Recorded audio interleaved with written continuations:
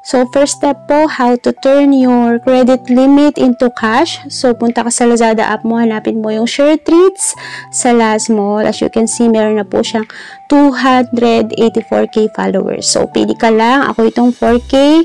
And then, dito sa digital delivery, input po yung number ng GCash mo dyan. And then, pag na-input mo na, dito naman sa payment method mo, is ilalagay mo po dyan yung credit card mo. Ayan yung mga details mo. So, wag nyo pong isave yung credit card nyo. Hindi ko po sinisave dyan para safe.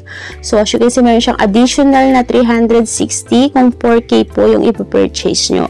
And then, kapag na-place order nyo na po, meron po siyang OTP. So, mabilis lang po yung OTP ma-send. And then, input nyo lang po yung OTP na yon. Tapos, mapaprocess na po siya. So, kapag meron na po siyang order number, antayin nyo lang po. Ayan. 1 minute, 2 to 3 minute, ganun. Mga ganun po yung ihintayin mo. So, ako mabilis lang.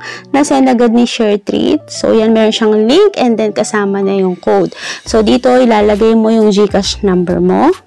Tapos, i-verify po yan. And then, kapag na-verify na po is yung 9-digit code kasama dun sa sinend. Kasama po siya nung code. So, yan. Input ko lang po. Yan. Ika-copy ko lang yung 9-digit code. And then, meron na naman OTP na masisend dun sa number mo. So, yan. After that, may input yung OTP. So, yan na po. Ganun lang po kadali. I know you're waiting till the morning comes my bed. I just wanna be alone to feel free tonight. Told you so many times, don't wanna look back. Do I break your heart? What I feel inside, it burns me out. Each she wonder how I leave you.